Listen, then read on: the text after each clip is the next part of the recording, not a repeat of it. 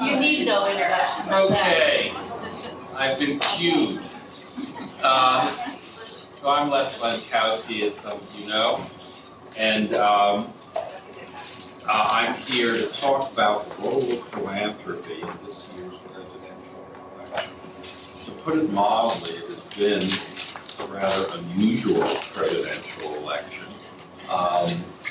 Those of us who, as for professional reasons only, of course. You have to talk louder, Les. Louder? That's hard to believe. We asked you to do that. So those of us who, for professional reasons, follow these things, get on all these email lists, and so I routinely get deals from the Trump campaign and the Clinton campaign. And another sign of how unusual it is an email I received just a few minutes ago from Donald Trump himself, I'm sure. They're now running a new offer. If you contribute $3, you will automatically be entered to win a trip on the Trump campaign plane with Donald Trump. So what we have going on here is the Publishers Clearinghouse approach to presidential politics. You sure that anybody's in man? What? No, I don't know. So if anybody wants it, go for it and see if you win. Okay, to get to my topic.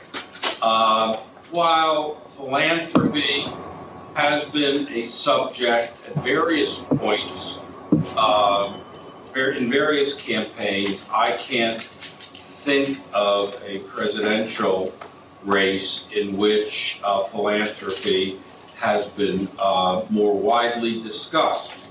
So that is good news for people like me and my collaborator, who's also a visiting fellow, Suzanne Garment, because we are been in constant demand to do interviews. We've written columns. In fact, the Clinton Foundation column's already been up in the Chronicle, and right now the Trump Foundation column is going up as we speak. They usually put it on the web at noon. There's also yet another one ready for the Wall Street Journal, which is somewhere in editing over there. So the focus on philanthropy is good for the talking head business, at least those of us who specialize in this.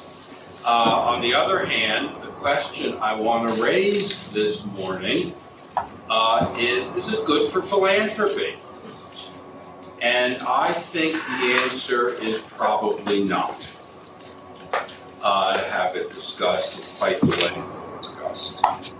Well, let me just start briefly. I'm going to talk a little bit about the Clinton Foundation, the Trump Foundation, and then raise the big question of why should we care about the president candidate? I'm assuming many of you have been following this, so I don't have to go into great detail, but I'd be glad to do so.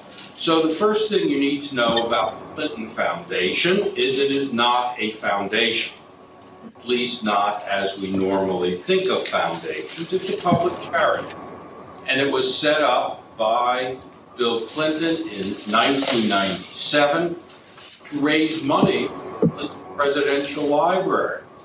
But around 2001, former President Clinton and maybe others got the idea that this would be a great base for all sorts of things that the Clintons wanted to do, including improving the world in the post-presidential period. And so it began doing heavy-duty fundraising, and quite successfully, and launched what is now 10 different program areas, ranging from working with inner-city entrepreneurs to addressing global climate change.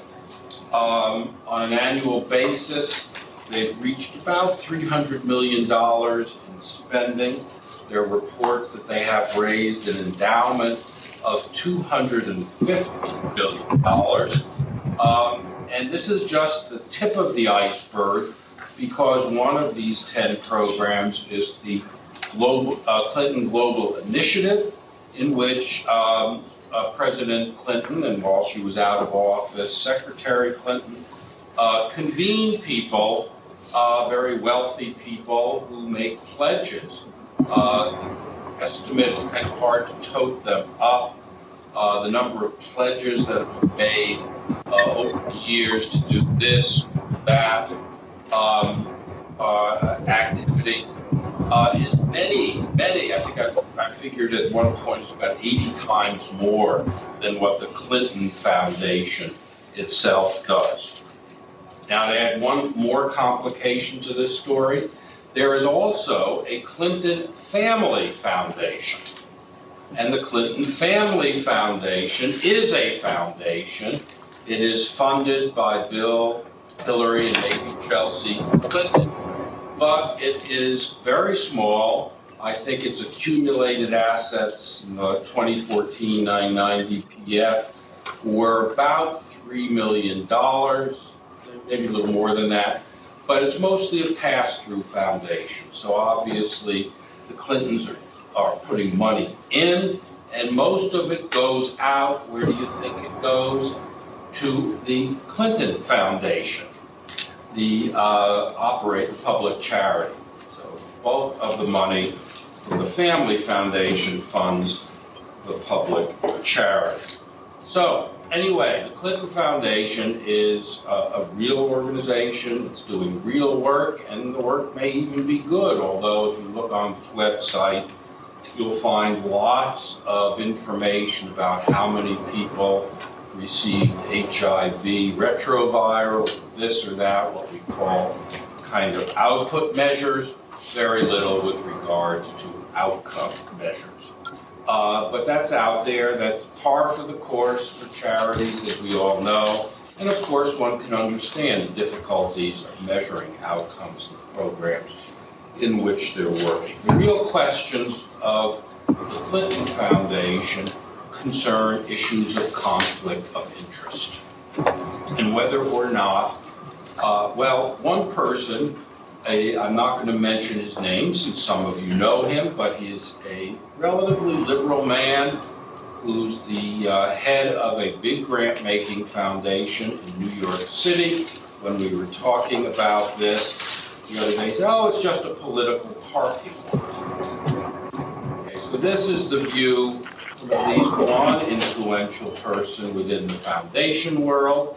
Of course, that's been the criticism that through the Clinton Foundation, donors have received special access to the Secretary of State. People on the staff of the Clinton Foundation were also, some were on the staff of the United States Department of State. That the people were paying money, particularly President Clinton, in order to get him to do things, but as part of the deal, they had to put money in the foundation as well. There are a host of these that are out there. This has always been the case. When Secretary Clinton was up for confirmation in 2009, then Indiana Senator Richard Lugar famously warned her that they really did have to separate themselves. She had to separate herself more than she had done. She had agreed things, or I'm just looking for the quote. As a condition, she pledged not, and I quote, to participate personally and substantially in any particular matter involving the Clinton Foundation, and the foundation took the really unprecedented step of signing an agreement with the White House to disclose the names of its donors and accept restrictions on future contributions from foreign nations. And that issue, particularly in this cycle and after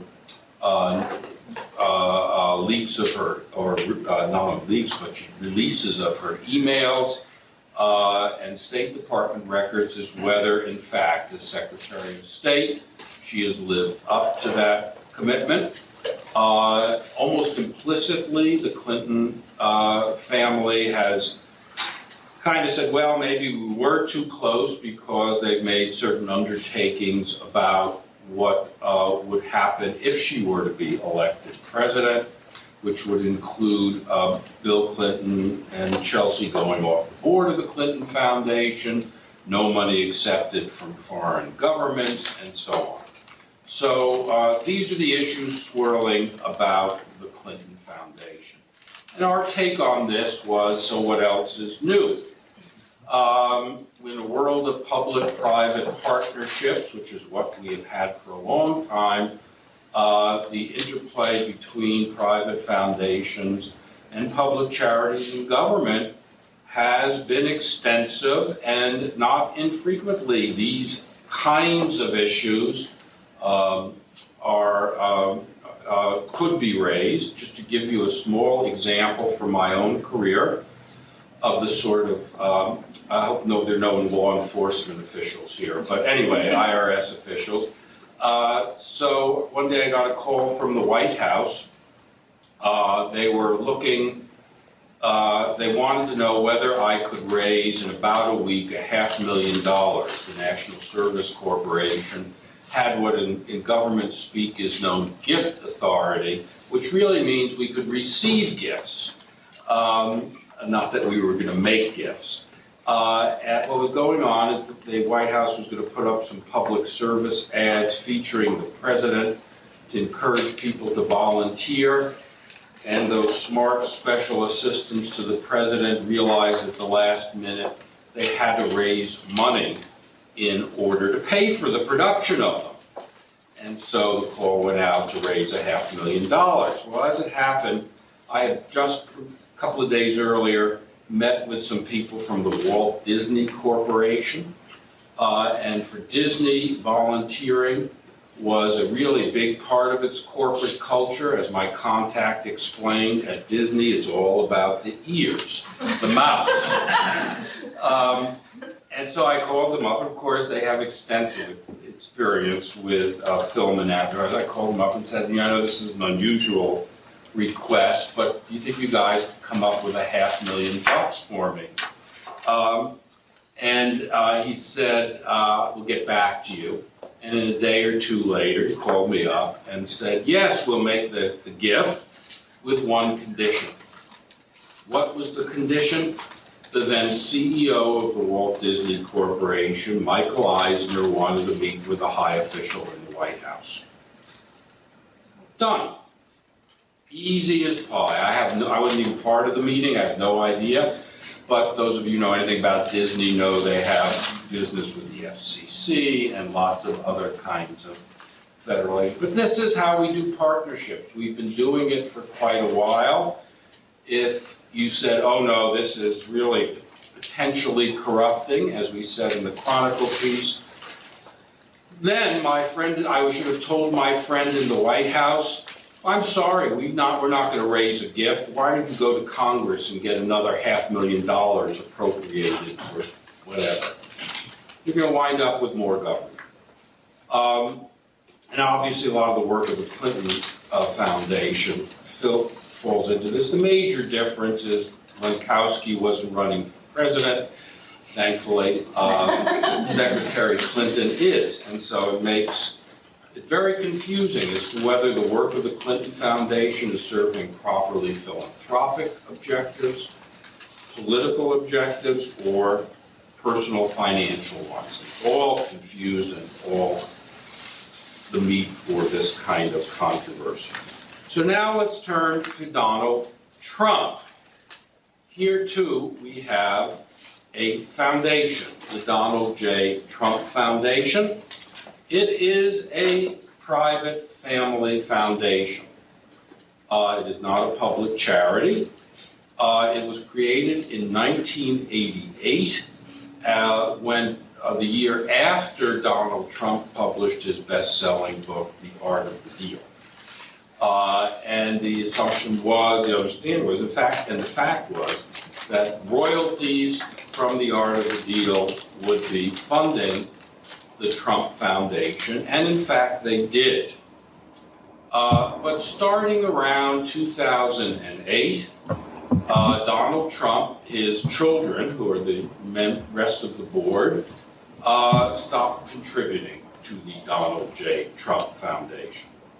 Instead, the contributors turned out to be a wide range of business associates and others, the largest of whom seems to have been Worldwide Wrestling Entertainment, which put $5 million into the Donald J. Trump Foundation. And this has continued since. There's not been any Trump money flowing in. Today, the Trump Foundation, their 2014 990 PF, they do file the PF version. Their total assets, $1.3 million.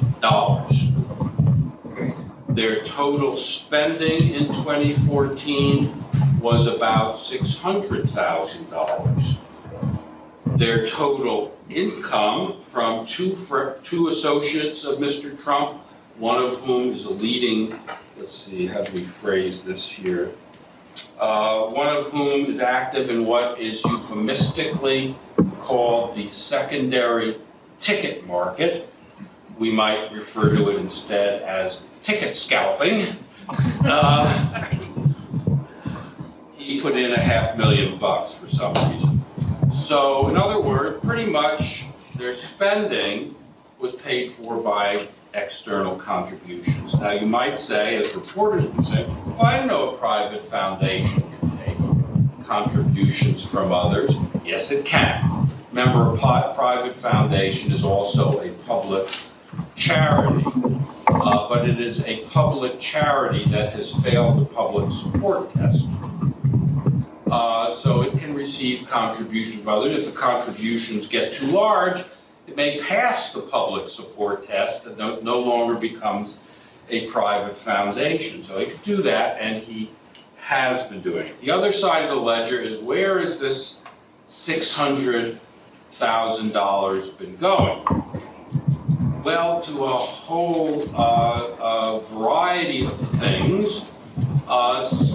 There's no rhyme nor reason to the program. At least with the Clintons, you could say that they had too many programs. There's no program that's at all visible in the Trump Foundation at all. A whole bunch of things, some of which are quite odd.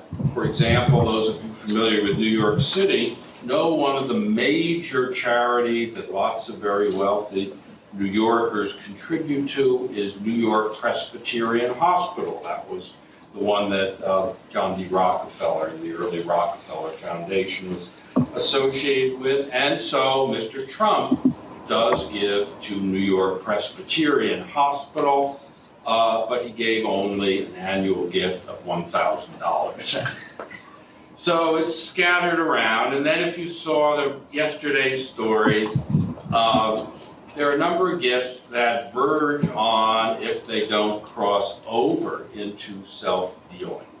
One, for example, he gave a $20,000 gift out of the foundation for a charity auction, and in return didn't get a tote bag, but a painting of himself.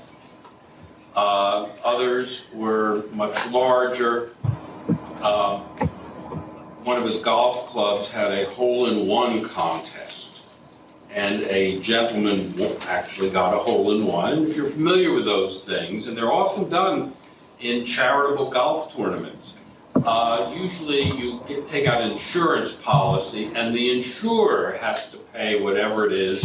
It was $1 million you offered if somebody got a hole-in-one.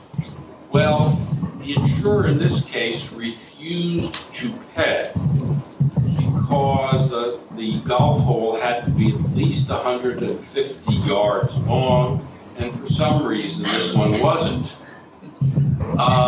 So in effect, the insurance policy didn't apply.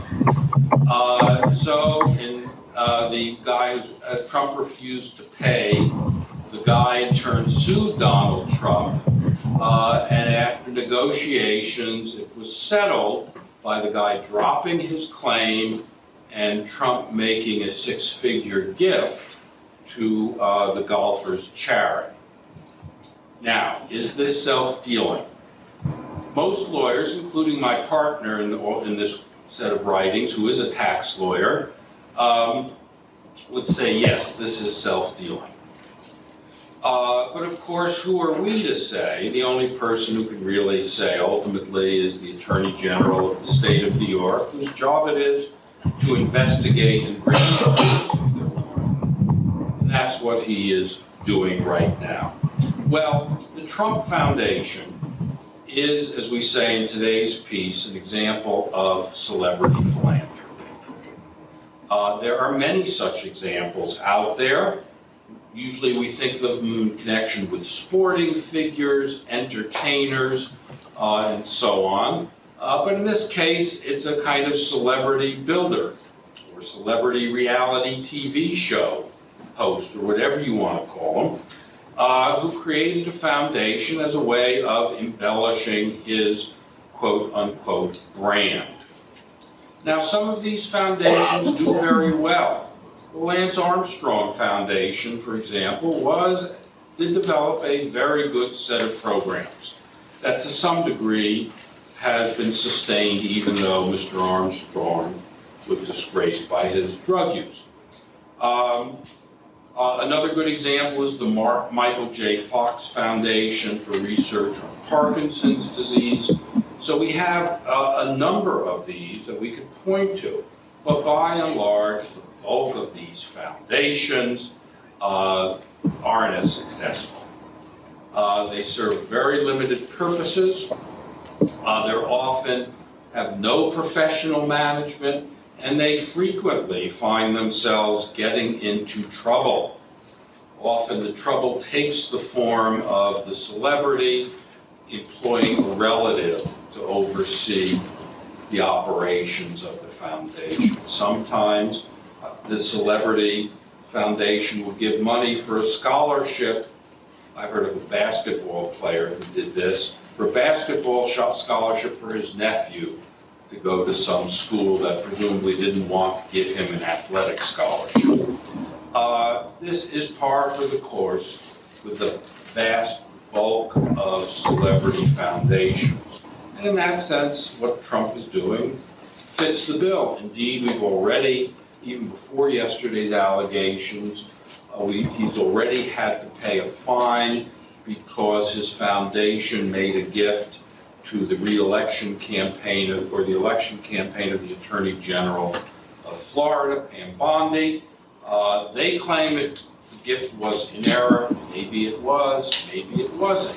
But it's the sort of problem that happens when the purpose of the foundation is really not to run programs, to be philanthropic, if you will, but to be part of a larger package of public relations activities. Okay, so let me just finish with a few words of, okay, this is fun. It's kept Lenkowsky and Garment busy talking to reporters. But why should we care? To what degree does a presidential candidate's reputation for being philanthropic matter in terms of whether or not that candidate will be successful in winning, and it's not just presidents, it's lesser offices as well, in winning office? And does it suggest anything about how good that person will be once in office? Well, if you had to name the president who, the most compassionate and generous president of modern times, you could make a good case that it was, anybody know? I mean, no, Carter was very compassionate afterwards, but who before he became president had a reputation for his philanthropy? Anybody know? Herbert Hoover. Well, I said modern times. Herbert Hoover, of course, came to public attention in no small measure because he led relief efforts in Belgium, Russia, and other parts of Eastern Europe, both during and after World War I. On the other hand, we've had some reasonably good presidents who entered office with, say, a reputation of being less than philanthropic. Bill Clinton was momentarily embarrassed in 1992 when, after disclosing his tax returns, it was revealed that both he and his wife were claiming tax deductions for donations of underwear and ripped clothing. If, in fact, we were going to choose our president according to how philanthropic he or she was, Mitt Romney would currently be finishing his first term. Mr. Romney is a religious Mormon and a successful businessman, and his tax returns indicated that he gave about 30% of his income to charity in 2011. On the other hand, before Barack Obama began his campaign for Senate in 2004, and the years immediately before that, he and his wife, both of whom had had decent incomes, contributed about 1% of their incomes to charity. In their defense, they cited that they were paying off student loans. Seriously, that was the excuse. President Obama did up his game once he You're got... not suggesting it wasn't true. No, that was the excuse. I'm being the excuse. We couldn't afford to. Right. President Obama upped his game after being elected senator, and especially after publishing a best-selling memoir. But even so, compared to Mitt Romney's 30% and 2011, President Obama came in at 20%. However, by contrast, Vice President Biden looks relatively Scrooge-like. In the 10 years before 2008, when he went on the national ticket, remember, he's already a senator. The Bidens, Mrs. Biden is a college instructor, gave an average of 0.1% annually to charity. After entering office, he did increase it slightly. In 2011, the figure was 1.5%. Biden, by the way, his excuse was that he donated a lot of his time to charity, which we think probably meant going to ribbon cuttings and award banquets. Okay, so, you could say in the defense of Vice President Biden, well, he's a liberal politician. He believes that government should do more. Why? It would be irrational for him to put lots of money into his philanthropy. On the other hand, Mitt Romney was a conservative, believed in limited government, so naturally he put a large amount of his money into philanthropy. Well, this year's election is unusual, not only because the avowedly conservative candidate, Mr. Trump, gives relatively little to charity as far as we know, but that the more liberal candidate and her family have invested as much of themselves as they obviously have, for whatever reasons, in their charitable foundations. Now, to be sure, lots of other considerations enter into one's philanthropic decisions. Still, in contrast with previous presidential elections, the records of charitable giving of the two candidates are particularly uninformative about each candidate's governing philosophy. Or are they? We have one candidate whose view of philanthropy is, for better or worse, expansive in her foundation's mission, operations, and myriad relationships with government as well as with other wealthy people. Another candidate has a view of philanthropy that is, for better or worse, smaller. He has a tiny foundation whose aim, apart from a scattershot pattern of contributions, seems to be to buttress a claim, otherwise unsupported, that he is a generous man. Well, we probably should pay attention to presidential candidates' philanthropy for that reason. We want to know if they display some amount of sympathy for the well-being of others and view the money or time they've donated as one way of demonstrating that quality. We certainly pay attention to lots of other aspects of their lives and their plans as well. And as I said earlier, the most generous candidates don't always win, and the most miserly don't always lose. But this year, ironically, the candidate's charitable behavior may tell us more than it usually does about the differences in character that each of them will bring to his or her conduct in office. So that's where we are. And one other thing I just picked up on Mr. Trump. I don't know how many of you know, but he's got a tax plan that proposed to cap charitable tax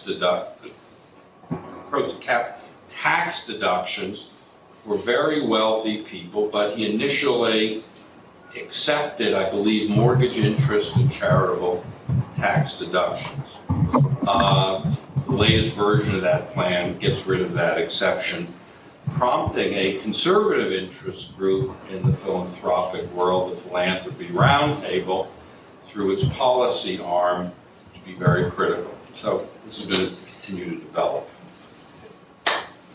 Questions? Taking questions. So you were kind of dismayed that the Democrats were giving more than the Republicans, and it reminds me a lot of the book Who Really Cares, which was one of the texts I think we read in one of the classes. Well, the candidates. Right, the candidates, I'm sorry. Does that still hold up in your mind, what he purported? Well, he was dealing with the population, so we want to know what the population is. And again, remember, there are critics, including in the foundation world, people who are undoubtedly going to vote for Secretary Clinton, who frankly are appalled by the Clinton Foundation. And it's really precisely because of these conflicts of interest. Raising the question of, do they really care, or do they mostly care about the kinds of benefits one gets by having a big invisible foundation? Can you comment on that book? Did you think that the Who Really Cares that? Well, it was broad brushed, and a lot of that is explainable by differences in religious behavior. But I think it's an interesting question to that survey. Unless Patrick, I don't think it's Arthur's survey.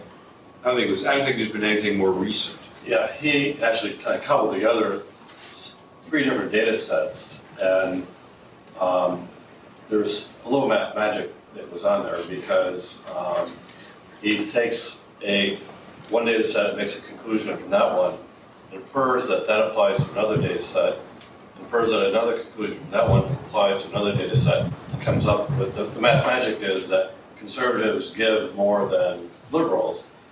And yet, none of those data sets tested that question. Right. And it also, when he did some crosstabs, so it turns out a religious liberal gives more than a secular conservative.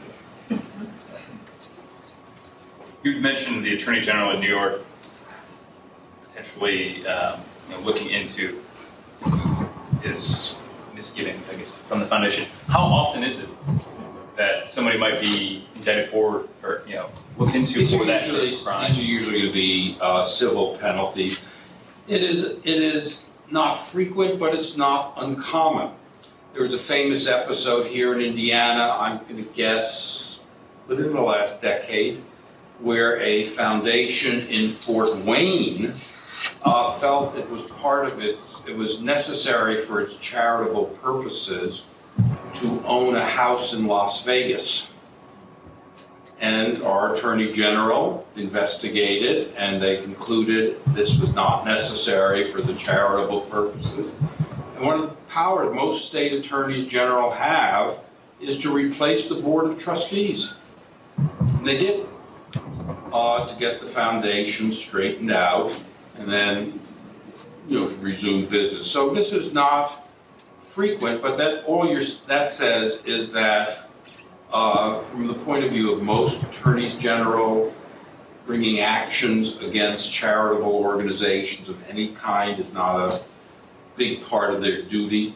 The whole enforcement mechanism we all know is spotty at best. This is very typical. How is it that the IRS or the Attorney General launch these investigations? They read newspaper stories. And that's what happened. As you know, the IRS commissioner by the House was being brought up for impeachment. And recently that was put on hold, as I understand it. And in looking at what the charges were, which date back to the infamous case in Cincinnati, determining what's a 501c3. However, in this case, so I'm wondering if you think there's a connection here to the political race based upon the actions that have now been taken. I don't think so, not in the way I think you're implying a direct connection. But in the article we did on the Clinton Foundation, we're talking about this very complicated public-private set of interactions. I think the Commissioner of IRS, Congress mad at him for refusing to do certain things he told them he would do. But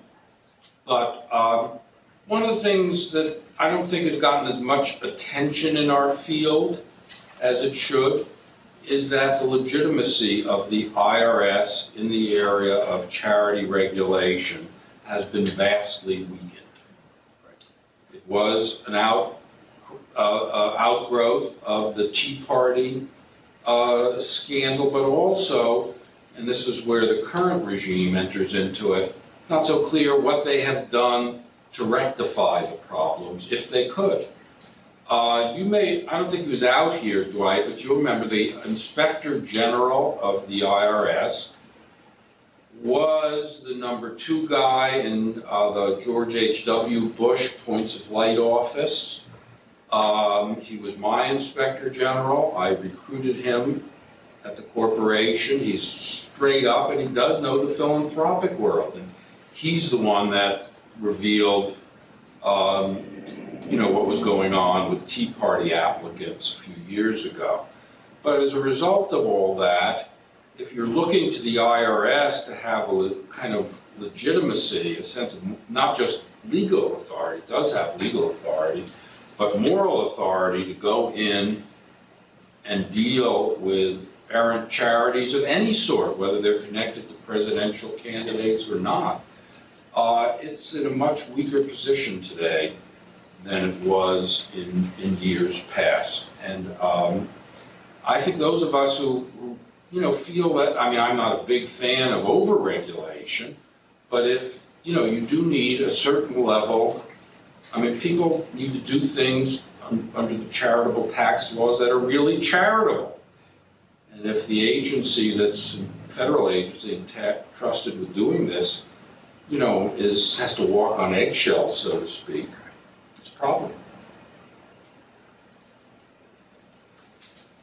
So that's a story and a question.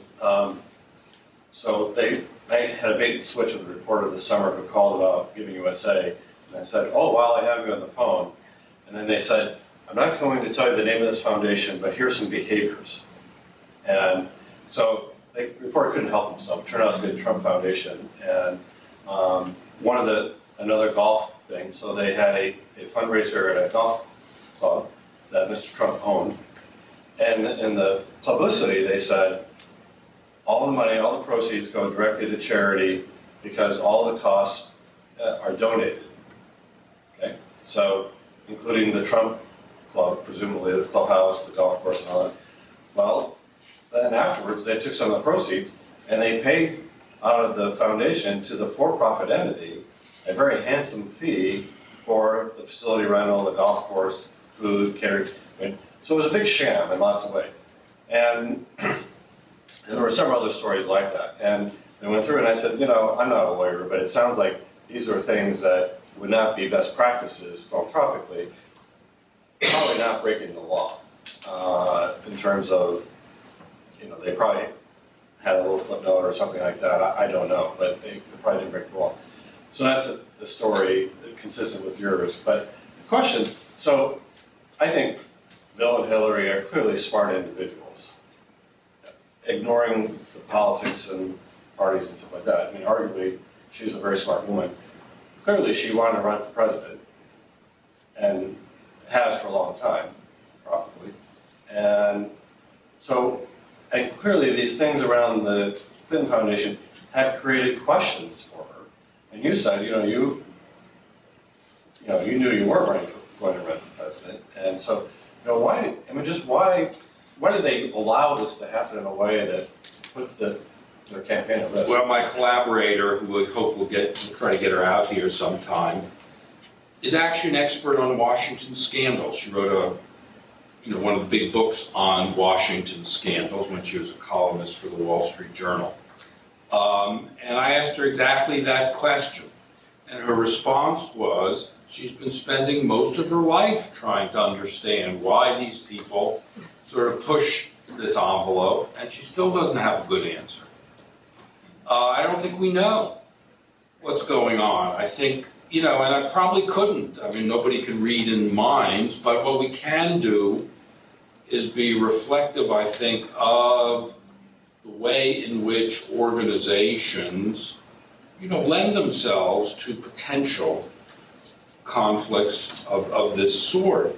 My sense is it would be interesting if somebody's looking for a master's thesis to go back over the history of the Clinton Foundation and chart when the press covered it.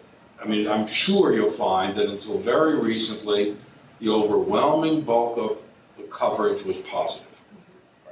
I mean, I was one of the few people that used to raise questions mostly about what are they accomplishing. Now, of course, it's swung. So if you're the Clintons, I'm going to use this word in phrase in quotes, getting away with it, right?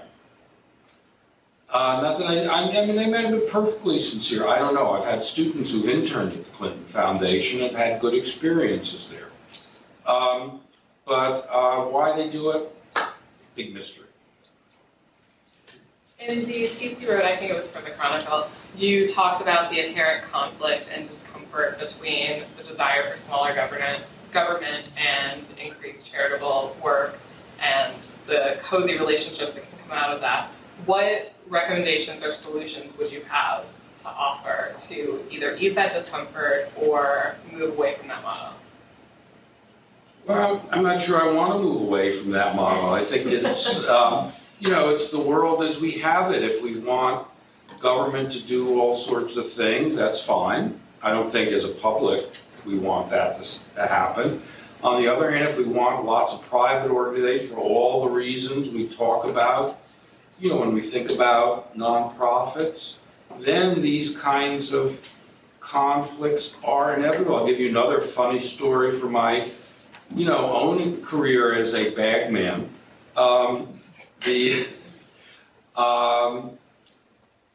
We were launching an initiative to improve teaching of history and civics in schools, White House was, and the National Archives made available digital copies of 100 important documents in American history. for use by a nonprofit called National History Day, which is kind of the spelling bee for historians, national competition and so on. But they needed to produce a teacher's guide, needed posters, stuff that required some money. And the archives had no money, so the chief archivist said. So again, it came to me to raise some money. And as we were sitting there, this was shortly after the beginning of the war in Iraq. And you remember, the most recent one, you're March 2003 or something like that. Remember, both France and Germany sort of got on the wrong side to some degree of American public opinion by opposing U.S. efforts. So one of my public affairs people said, I know somebody at a German company with a major U.S. presence, Siemens Company. Why don't we see if they'll underwrite this instructional material? It was done. They forked over. Again, the condition was the CEO of their U.S. operations wanted to meet with Karl Rove. It was done, so there was a poster for the teaching of American history with a bunch of federal agency logos and the White House logo and a German corporation attached to the Declaration of Independence. Right now, yeah, I mean, we could have said to the archivist, yeah, I know your renovation of the archives is important, but can you stop it and put whatever? The answer would have been no. Trump interjected philanthropy into the primaries when he was upset about the Republican debates, and so he staged his own event. Veterans. To raise money for veterans. Now, there were subsequent stories that that money never got to, or may have not. I've lost track of that. I wonder, has that ever been worked out or figured out? Yeah, it looks like he's done it, but there's a very good reporter I've spent a lot of time on the phone with named David Farenholt, who has been just diligent for the Washington Post. He's literally been calling around to charities that, for one reason or another, the Trump people had said they'd given money to, see if they'd ever received money. And very few of them have. The Trump explanation, he likes to give anonymously, which, given the guy puts his names on buildings, it's kind of hard to swallow, but okay. But I think they pretty much, but it took that kind of calling before suddenly, as the stories were breaking, the follow-up stories, the checks started materializing. So there are checks out there, but it's not at all clear whether, the Trump people, whether they had to do their due diligence. They are very clever, and they do understand the phrases, but eventually the money reached where it was supposed to go. So is this a moment then to revisit ethical standards in our field in terms of certainly this public-private dimensions of giving, but there are university presidents that only meet with certain donors. Well, if it's you very want common to walk down, that's exactly right. That's why I said, this has been great for talking heads, but it may not be so great. There are going to be people, I don't know how many of you know, Congress is launching its investigations of university endowments again. This has been percolating around for quite some time, and we may now start to see more of this coming, whether it's college presidents, heads of charities, what have you, these kinds of questions. And it's not so clear, I guess my point is, not so clear there are easy answers to them. Yes, university presidents should meet more with big donors than with small donors. But do they need expensive motor yachts to do that? I don't know. Stanford, yeah. Yeah, I understand. The linen sheets. There was a president at Stanford who had to resign. Among the charges was that they had silk sheets, in the guest house or something like that. And then there's the Lincoln bedroom. Well, that was the political fundraising, but which is a little bit different. But Yeah, I think we may be there, and as I say, we've written this in virtually all our stories, that the real, losers here are going to be public. We've seen this, you can go all the way back to the United Way, if not further, that these scandals may have very specific causes, but they wind up casting a dim light on a lot of other organizations that aren't doing this reputational. Somebody mentioned the Carter Center on Townsend, I think. So there was an article in the Chronicle just a couple of days ago comparing the Carter efforts to the Clinton efforts, and how that report was drawing the lesson that Carter Center was always transparent to begin with. There wasn't this kind of cloaks, the veils keep coming off now one by one, but they were much more transparent to begin with. Are there any lessons to be learned there? Well, the Clinton Foundation was actually relatively transparent, Jared. I think it was GuideStar has a transparency rating, and they're one of a very few number of organizations on GuideStar to get, I think it's 4 stars.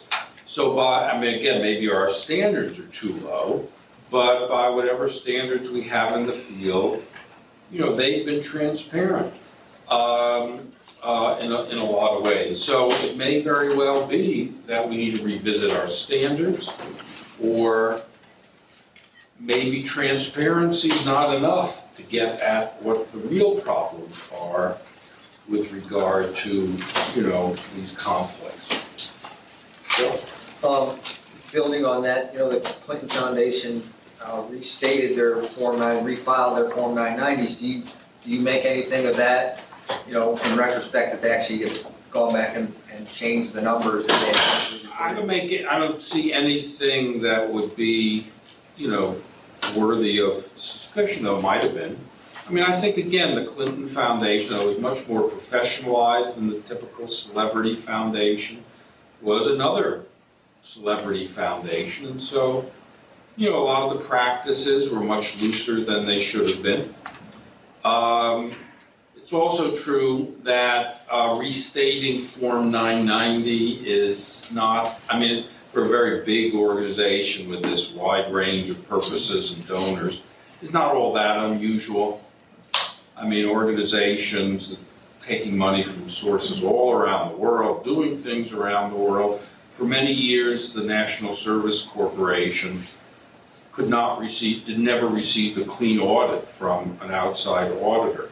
Why? Because we had AmeriCorps members buying things with corporation money and not bringing in their receipts. And that is a violation under auditing rules. So you do have that. It could have been deliberate, but I wouldn't go there. I have no substantive basis to ask this question, so it's just the way out there. Has anyone looked at the Bill and Melinda Gates Foundation and the Clinton Foundation from a public relations perspective? Is it possible that Bill and Melinda Gates have a really strong, positive reputation and image publicly for their work through the foundation, at least from my perspective? Again, I don't have any research to back this up. So is it possible that the Clintons might have looked at that and thought we can model our relationship through this foundation parallel to what's going on with Bill and Melinda? Well, there's no doubt at all that there were relations between the Clinton Foundation and the Gates Foundation because they work in overlapping areas. I've been asked a number of times, what should they do, the Clintons? And I think they should break up these 10 programs and give pieces of it here and there. They've got an endowment. They've used the endowment for a donor-advised fund that would feed money into it. And certainly the HIV and malarial efforts would go to Gates. But the Gates Foundation has its share of critics. Some of them are, there's a friend of mine who refers to the Billionaire Boys Club of Gates, Eli Broad, and the Walton Foundation, having a malign influence on education. On the health care, there have been lots of criticisms, both within countries where they're working, but also the World Health, people associated with the World Health Organization feel the Gates Foundation is so big that its research priorities exert too much influence in whatever they're working on over the field. So they get criticisms too, and they also, by the way, although they didn't originally, they have a much stronger effort at creating a public relations image. I don't know if any of you subscribe to Bill Gates' book review. You could get little reviews of things that Bill Gates is reading. He is now doing an annual letter summarizing their foundation's work. So they're not, it's big enough, but there's still a fair number of very large foundations that are nowhere near as public relations minded as the Gates Foundation is. So I tend to agree with your original hypothesis that the implications of these news stories do jeopardize the traditional, fairly good feelings that individuals have about the role of foundations and philanthropy in our society. And my question sort of picks up on one of your comments, and that is the potential for either guidelines or regulation. And I'm curious what any scholarship is being done to suggest alternatives about how we might draw brighter white lines between what is appropriate and not appropriate guidelines, not only for where political and charitable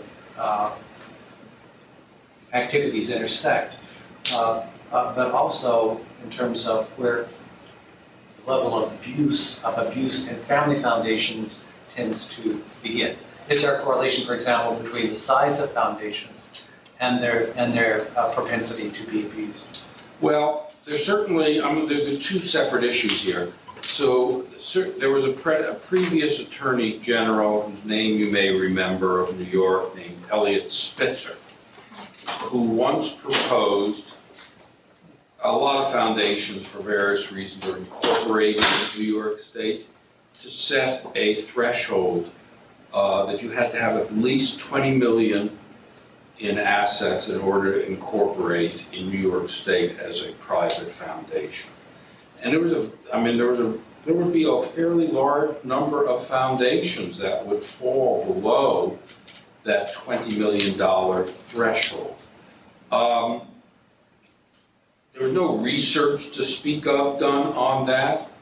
The proposal itself was withdrawn very quickly. It ran into political problems.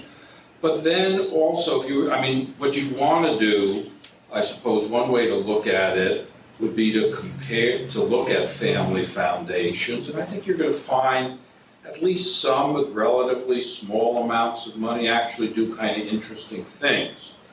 And the reason is because the family has a pretty much coherent view. They may be willing to do things that are more risky than broader-based foundations. I don't know. But those proposals have been out there. On the political side, it's just so hard in a world in which we talk about philanthropy as voluntary action for the public good to separate philanthropy and political activity. If anything, this election cycle, I didn't talk about this, but the Republican platform calls for eliminating the prohibition on 501c3 groups from participating in federal election campaigns, more politics. This was a sop to Jerry Falwell Jr. But it's been a major issue for religious groups for quite a while. On the other hand, the Democratic platform calls for overturning the famous Citizens United decision. And, there are plenty pros and cons to that decision, but the one thing worth keeping in mind is Citizens United was a tax-exempt 501c4 organization. And what that decision did is affect its ability to raise money. So in effect, the Republican platform is calling for more political activity by tax-exempt organizations. The Democratic platform is calling for less political activity. So, and you get this back and forth. Ultimately, where you stand on political activity probably is going to depend on which side do you think you get the most benefit from. There are some Chinese foundations and Chinese companies donated to Clinton Foundation. Yes. And now they are seriously criticized inside China. My question is, in this time of global philanthropy, what do you think the effect of the international giving on national politics? Yeah, that's a great question. Because under American law, and the Clintons were in trouble about this in the 90s, American political organizations, federal election law, are not allowed to accept foreign donations. It's a prohibition. You cannot accept money from a foreign source. Now, it's very complicated when you have companies that may have lots of their revenues overseas, but have a domestic presence creating a political action. How do you draw this line? But interestingly, this is part of the conflict of interest question. There are no prohibitions on foreign companies or foreign individuals giving money to charitable organizations. None. Absolutely none. Now, obviously, they can't deduct them from U.S. taxes, but they're not paying U.S. taxes. Right?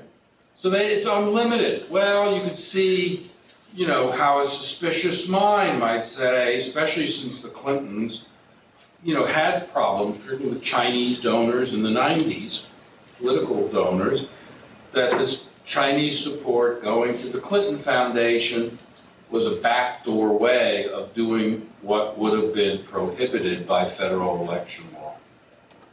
So it's, in one sense, we kind of have a consensus that we don't want international money affecting elections, but in a world in which nonprofits are very active in elections, that prohibition is very difficult to maintain. And then from the Chinese side, especially when Mrs. Clinton's opponent has made it quite clear what his views about China are, right?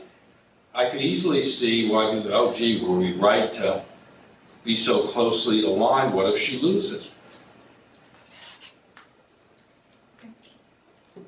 Very generous with your time, Les. Pleasure. Thank you very much. Well, I think as Amir knows, I'm hoping, I'll be up here regularly and hope we can do more speeches. Absolutely. Great turnout.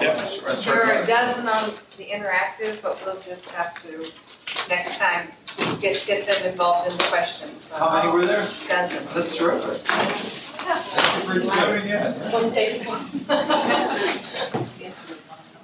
Oh, work.